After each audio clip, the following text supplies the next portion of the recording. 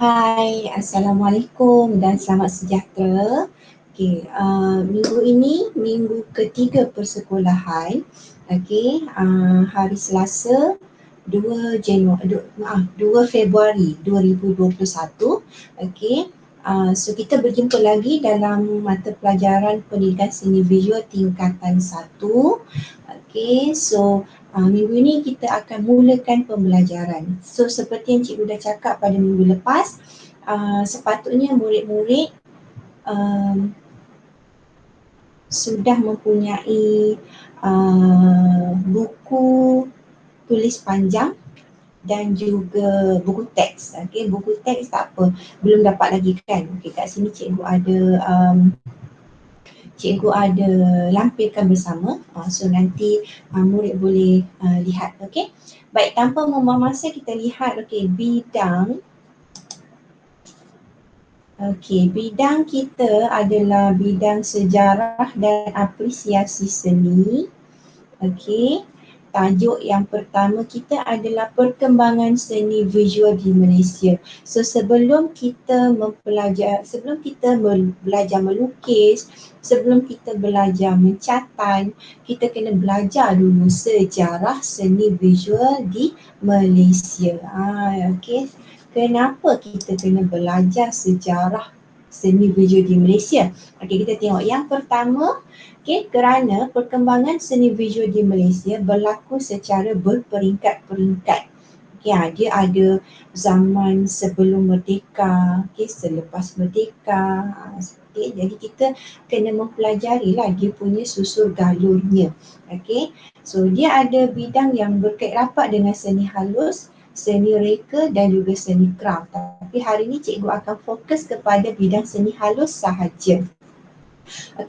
Yang seterusnya, supaya kita dapat menghargai sumbangan tokoh-tokoh seni visual dalam bentuk hasil seni visual, rekaan produk dan juga kraft. So dalam tajuk ini awak akan pelajarilah tokoh-tokoh seni dan apakah sumbangan mereka dalam memartabatkan seni visual. Yang ketiga, agar dapat menerapkan jati diri dan kecintaan kita terhadap karya seni visual dan kraft yang dihasilkan oleh tokoh-tokoh tempatan. Untuk memupuk rasa patriotik kita. Kita rasa cinta terhadap karya kraft tempatan. Contohnya macam apa? Contohnya macam tembikar, anyaman. Jadi bila kita belajar sejarah seni, kita akan rasa cinta akan jati diri kita sebagai seorang rakyat Malaysia. Baik. So kita pergi kepada bidang seni halus dulu. Bidang seni halus ni apa cikgu?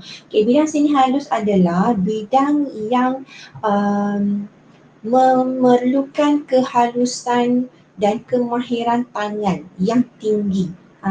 Dan hasilnya nanti kita akan nilai dari segi estetikanya, cantik ke tak cantik. Itu bidang seni halus. So bidang seni halus ni dia merangkumi lukisan dengan catatan, arca dan juga cetakan. So kita tengok sejarah seni halus di tanah Melayu. Alright. So sejarahnya bermula lama dulu pada tahun 1920-an dengan tertubuhnya Penang Impressionist Society. Ini adalah satu kelab yang dianggotai oleh isteri-isteri golongan expatriate. Apa itu golongan expatriate? Expatriate ialah mana-mana orang atau golongan yang hidup di negara luar, di negara lain disebabkan oleh kebolehan mereka serta sumbangan mereka dalam bidang-bidang tertentulah. Golongan-golongan profesional. Contohnya dia mahir dalam bidang jurutera, dalam bidang seni bena. Jadi dia tinggal di negara luar, bekerja di sana. Isterinya biasanya suri rumah tangga. Jadi isterinya menganggotai kumpulan Penang Impressionist Society. Mereka belajar menghasilkan karya-karya seni lah. So Penang Impressionist Society ni mempunyai seorang penaja iaitu Puan Lim Cheng Kung dan tenaga pengajarnya adalah Abdullah Arif. So Abdullah Arif inilah yang mengajar isteri-isteri golongan ekspatriat itu melukis, mencatat. Okey. Kemudian tadi tahun 1920-an, naik tahun 1930-an muncul sekumpulan pelukis yang dikenali sebagai 12 pelukis perintis di Pulau Pinang. Perintis ni maksudnya kumpulan yang pertama. Kumpulan yang pertama. Antaranya adalah Abdullah Arif dan juga Yong Mun Sin. Mereka berdua ni dalam 12 orang tu, mereka berdua adalah di antaranya. Okey, mereka menjadikan landscape sebagai tema karya cat air mereka. Okey, landscape maksudnya pemandangan. Okey, mereka banyak menghasilkan karya menggunakan watercolor dan mereka banyak melukis gambar pemandangan. Okey, contoh di antara karya Abdullah Arif yang dua sebelah kiri. Manakala karya Yong Mun Sin adalah yang berada di sebelah kanan. So awak tengok ya, mereka menghasilkan karya bertemakan landscape. Okey, naik pula kepada tahun 1950-an. Muncul pelukis seperti Chua Teng Teng dan Khalil Ibrahim yang menggunakan subjek tempatan sebagai tema dalam karya catatan mereka.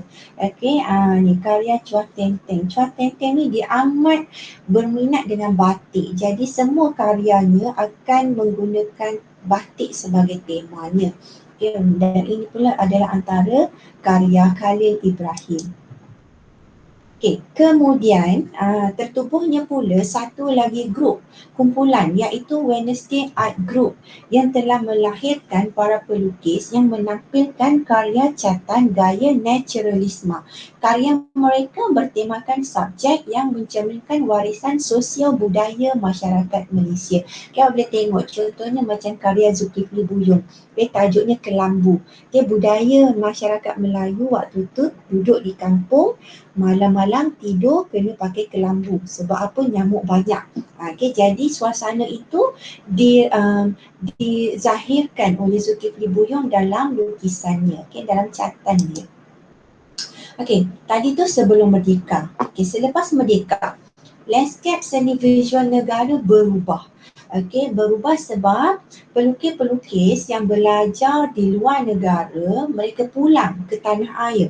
Jadi mereka membawa bersama ajaran yang mereka pelajari di luar negara itu.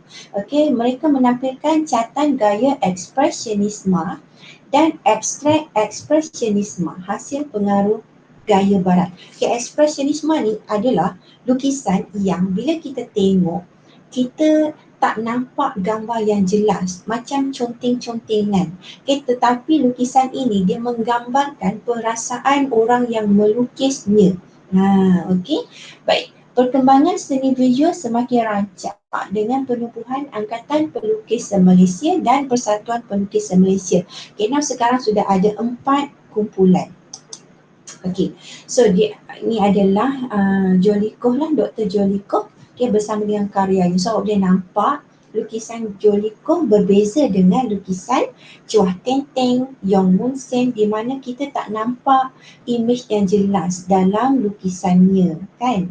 Kita nampak macam calitan-calitan warna sahaja. Begitu juga Ibrahim Hussein. Dia menghasilkan lukisan yang begitu tersirat maksudnya. So kita akan tertanya-tanya, apakah maksud yang tersembunyi di sebalik lukisan ini? Kemudian tertubuhnya institusi seperti ITM, Institut Teknologi Mara, yang terdekat dengan kita ni, yang di Shah Alam lah. Dan institusi seni swasta yang menawarkan pelbagai kursus seni. Telah menyemarakkan bidang seni visual di negara kita. Dulu-dulu Institut Teknologi Mara, kemudian dikenali sebagai Universiti Teknologi Mara. Jadi di ITM inilah sudah ada kursus yang ditawarkan kepada anak-anak muda. Jadi kursus seni itu telah menyemarakkan lagi seni visual di tanah air. Tokoh dan karya. Kita dapat banyaklah tokoh-tokoh yang lahir dan bertanggungjawab kepada perkembangan seni visual di tanah air. Okey, so kita boleh nampak berikut adalah yang di bawah ni contoh-contoh tokoh terkemuka baik dalam bidang lukisan dan catan, dalam bidang arca dan juga dalam bidang cetakan. Okey, untuk maklumat lanjut, awak boleh rujuklah buku teks awak di muka surat 4 dan 5 di mana dalam buku teks sudah ada tokohnya bersama dengan karya yang dihasilkan.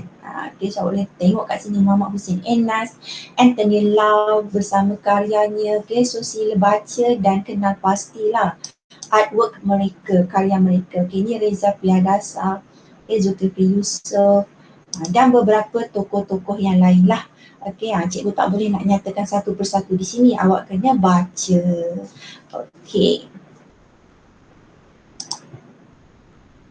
Okey, so tamatlah sudah perkembangan bidang seni halus di Malaysia.